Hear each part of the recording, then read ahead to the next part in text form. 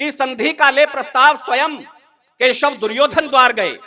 संधि का ले प्रस्ताव स्वयं केशव दुर्योधन द्वार गए। वो धर्मराज को धर्म सहित दिलवाने जब अधिकार गए, सोचा था नटवर ने मन में दुर्योधन को समझा लूंगा, मैं शांति दूत बन महायुद्ध की आशंकाएं टालूंगा।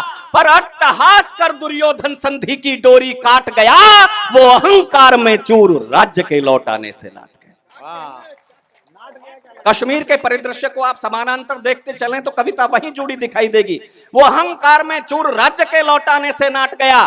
केशव बोले आधा न सही तो केवल 5 गांव दे दो, या जो जितना जैसा चाहो तुम उनको धराधाम दे दो। जो दे दोगे स्वीकार वही, आगे कुछ भार न डालूंगा। मैं 5 पांडु पुत्रों को जैसे बन पड़ा मना लूंगा। मैं 5 पांडु पुत्रों को जैसे बन पड़ा मना लूंगा। तो इतना सुनते ही दुर्योधन जलहीन मीन सा तड़प उठा, वह कड़क उठा विद्युत जैसा घृत की ज्वाला सा भड़क उठा। बोला केशव ये राज्य कभी मांगे से नहीं मिला करते, जब तक ना आग धधकती हो पाषाण नहीं पिघला करते। बोला केशव ये राज्य कभी मांगे से नहीं मिला करते, जब तक ना आग धधकती हो पाषाण नहीं पिघला करते। सम्राट कहे जाने की सबके मन में इच्छा होती है, पर महासमर में भुजबल की घनघोर परीक्षा होती है। अपने बाहुबल पौरुष से यदि पांडव मुझे हरा लेंगे तो केवल 5 गांव ही क्या सारा हस्तिनापुर पा लेंगे।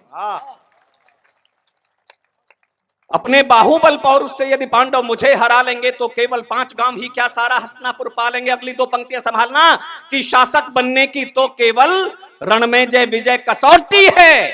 जिसकी बाहों में दमखम है धरती उसकी बापौती है।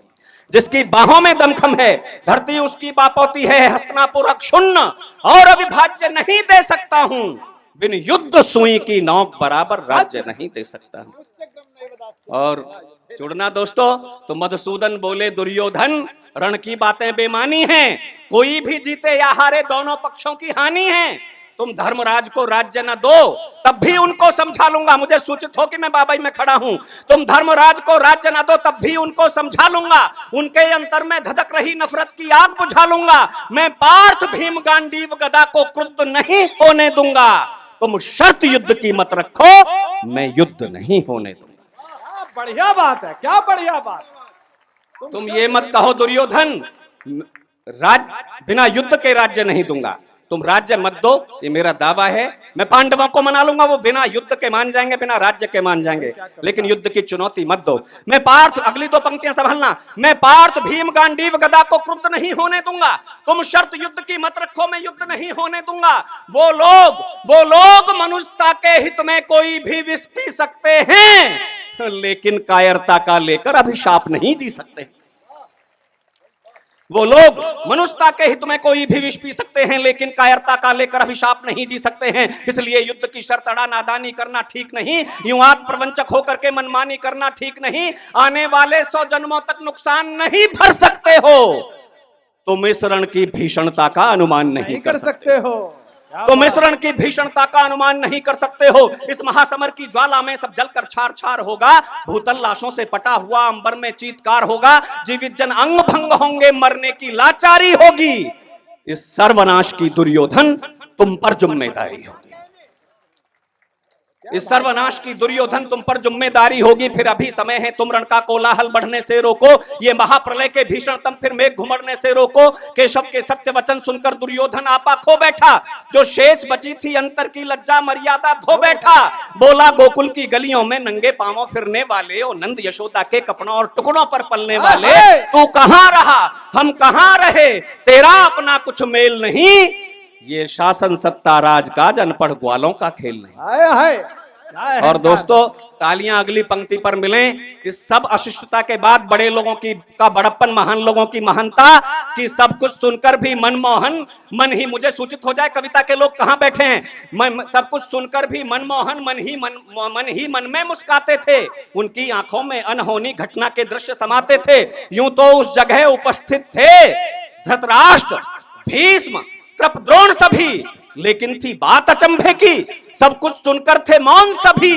जाने कैसी मजबूरी थी, जाने कैसी लाचारी थी, ये मौन महाभारत के पर भीषण रण की तैयारी थी। जिंदाबाद। जाने कैसी मजबूरी थी, जाने कैसी लाचारी थी ये मौन महाभारत के पर भीषण रण की तैयारी थी। मधुसूदन बोले दुर्योधन यदि रण ही न्याय कसौटी है तो सुन ले कुंती पुत्रों को रण की स्वीकार चुनौती है। तेरे लोहू की धारा से लथपथ होना सिंहासन है। अब कुरुक्षेत्र की धरती पर रणचंडी का आवाहन है। जो बात समझ में ना आई पांडव तुझको समझा देंगे, वो तेरा वक्ष फाड़ करके श्वानों का भोज्य बना देंगे। परिजन पुरजन कौरव दल के पल में यम के द्वारे होंगे। इस हस्तिनापुर की धरती पर शोणित के फव्वारे होंगे। जिनके भुजदंड फड़कते हो सबके सब शीघ्र चले आना। जिनके दम पर दम भरते हो उनको भी साथ लिए आना। वो भी चख लेंगे भीम गदा का स्वाद जो मन में ऐठे हैं। अर्जुन के विष से बुझे बाण वर्षों से व्याकुल बैठे। आय हाय आय हाय।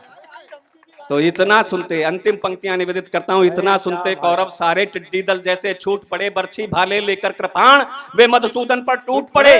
धृतराष्ट्र पुत्र दंभी बोला लो बांध से जंजीरों में। उस सभा भवन में मची हुई थी हलचल सवरण धीरों में। नटवर नागर क्षण भर में ही क्या करना है ये जान गए। वो दुशासन दुर्योधन की खोटी नीयत पहचान गए। उन मूढ़ जुगनुओं के आगे उगना दिनमान जरूरी था। कौरव दल की करतूतों में देना व्यवधान जरूरी था। तो धरती डोली। एक दृश्य उपस्थित करता हूं दोस्तों और आपको लेकर के चलता हूं हस्तिनापुर। और आपको लगे कि मैं हस्तिनापुर में ले जाकर के आपको खड़ा कर दिया उस अवस्था में, उस समय, उस युग में 5000 वर्ष पूर्व, तो आपको आपका आशीष मिले। तो धरती डोली अंबर कांपे उन्नत ललाट सबने देखा। वह रूप यशोदा नंदन का होता विराट सबने देखा। तब शंख गदा और पद्म चक्र से चारों हाथ सुशोभित थे। दुर्जन आहत आशंकित थे, सज्जन अंतर्मन मोहित थे। वह चतुर्भुजी आभासीम धरती अंबर आच्छादित थे। करबद्ध खड़े कृप भीष्म द्रोण मन ही मन में आह्लादित थे। कुछ बदन सुमन मुरझाए से, कुछ के मन सुमन विकसते थे। हस्तिनापुर में नरसमूह बीच नारायण खड़े भी हंसते थे। बलवा के बिहारी लाल की।